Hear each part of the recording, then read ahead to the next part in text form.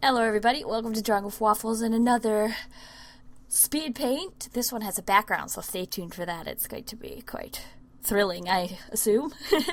Anyway, this illustration is based off of like selfies and like dressing room mirror selfies that you see on Instagram all the time. Anyway, I had a few ideas planned for different like fandom selfies. And the first one that I thought of was actually this one. And so it was the first one that I sat down and did. And I spent a very, very long time on this, mostly because it is two characters, there's slight shading, and a background. So it's not something I'm used to. So, it just takes a little bit longer to, to get done and to, do. Anyway, when I was going to do this selfie speed paint of frozen characters, look at that, it's Elsa, I knew I didn't want to do them in their actual, movie outfits. I wanted to, modernize it since they are using a cell phone to take a selfie and they're going to be in a dressing room. I thought, why not put some, modern clothes on? And that's basically what I was thinking when I was drawing this. And I do have other ones planned, like I really want to do a Joker and Harley selfie. I have a really good idea for that one, and it's probably going to be like a two-part selfie, so there's going to be one camera angle. Harley's going to take one selfie, and then someone else is going to take the other selfie, but I won't reveal that because it's kind of like hidden in the pictures. It's like a two-part selfie thing. Anyway, I don't know if I'll do it, but it's just some ideas I have right now because I'm sort of in that little time zone between comics. I'm sort of taking a break because if I focus too much time on the comics, I'm going to get a little burnt out. So it's just a little break from that. And so I did use a reference for this picture. I found some random mirror selfies of teenage girls. I copied Elsa's pose almost directly. Is it paused or did I not? Oh no, it's just a little blip in the audio, and I'm not going to edit it out because if you watched my webcomics Q&A video, I actually cut out some of the little slow bits, but I use Adobe Premiere Pro, and it's an old version. I think it's CS4 or 5. But sometimes when I export the video, if I've chopped the video in any way, it will just restart on both the chops. I don't know if that makes sense, but like each time I chop the video, that becomes the beginning of the video, even though it doesn't show me that in playback.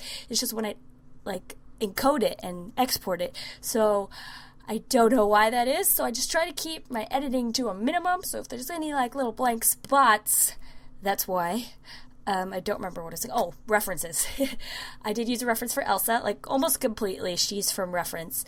But in my reference, the girl standing next to the girl taking the picture, the pose is sort of boring. So I decided to put a little bit more of Anna flair into Anna. So I have her like sort of sticking out her butt and going, bleh. So that's the idea behind that one. I thought that's something she would do if she was taking a selfie in the modern day. As for the background, I have it so they're in a mirror. So it's like one of those like skinny dressing room mirrors. And then I don't know if you can see it yet. I'm doing the line art, so I'm really zoomed in. You can't see. But for the background, I sort of added a hanger on the top right of the picture.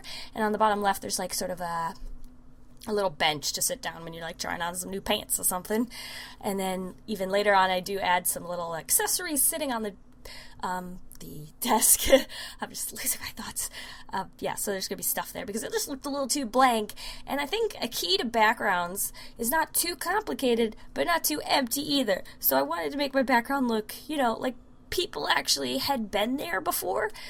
Whereas the background first started off very, very plain. It was just walls, mirror, and a bench. And so then later, I think there's a word for it.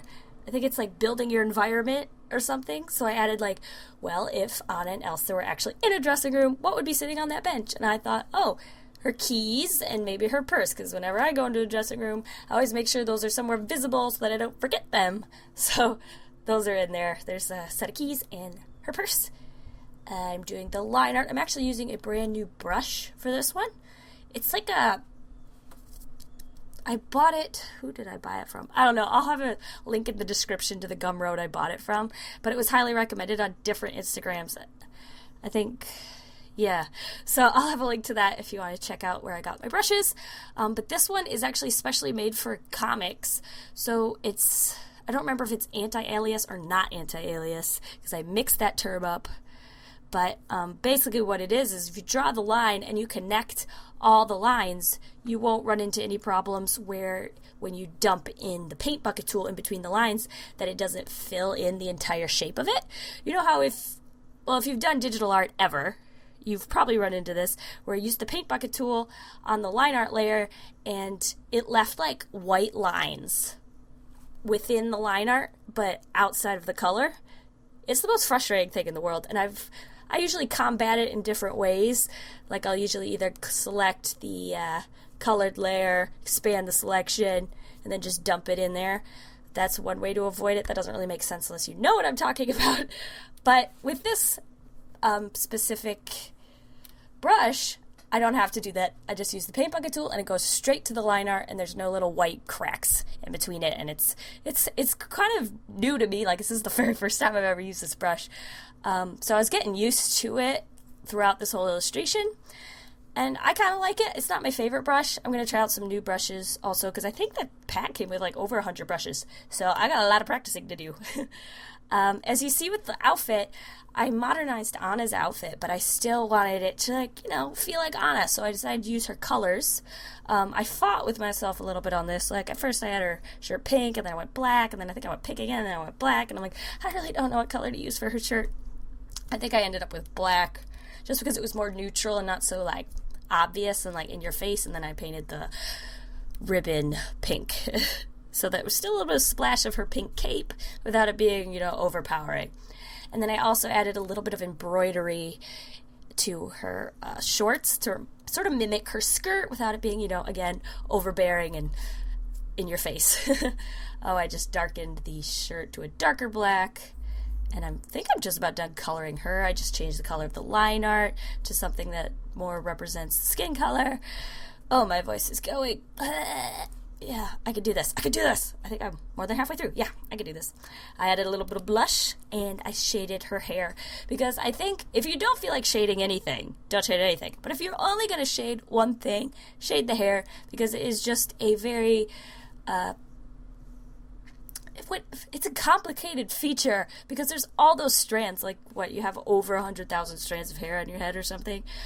So if there's something you're going to add a little extra detail to, do the hair. And also I like to add extra strands afterwards when I'm done with the illustration.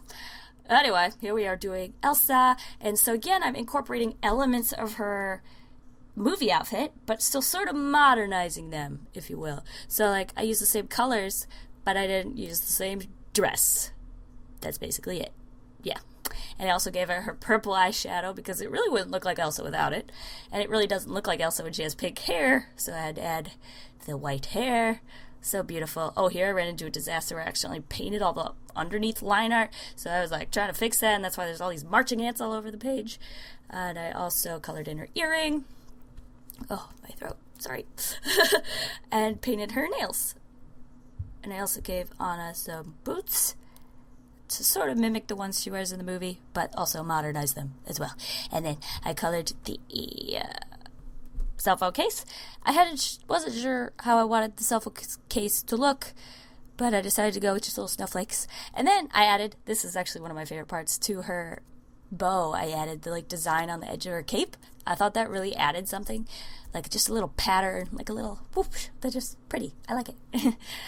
Oh, now I'm coloring the background in the mirror.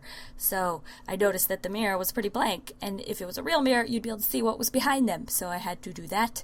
And I actually added a sign, because when you go into a dressing room and it's got a little sign and something about you're only allowed to try on this many items, and don't steal them or we'll be upset. We probably won't catch you, but we'll be upset. One of those signs. So I put one of those on there, and I reversed it because it is in a mirror, so the words would all be backwards. So there's that. Here I added in the reflections, some outfits that they maybe had tried on, but I accidentally painted those straight on the background layer, so I wasn't able to move them later when I drew them again on the front version of it.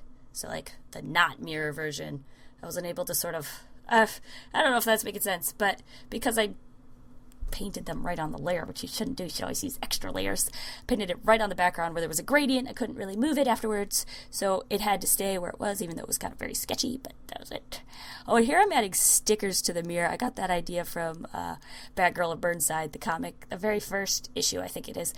The cover is actually a mirror selfie in, like, the, the bathroom? Yeah. So, and they had stickers, that were trying to be peeled off. So I tried to mimic that in a way. And then here's where I realized that wall was very, very blank. And I decided to add pictures. So I sort of added Cinderella's castle. And then just like a wood plank shaped like a crown. I thought that was kind of cute and something that would be in a little boutique dressing room. So there's that. I had a couple rugs underneath them. And added a lot of shine to the mirror so that it didn't look so like they were just standing on the other side of an archway and said it was a mirror. Anyway, that is my finished illustration of my sort of Anna and Elsa mirror selfie. Thank you guys for watching, and let me know if you liked it, and let me know what you'd like to see me draw in the future, and I'll see you guys all next week, and I hope you have a very delicious evening full of waffles. Bye!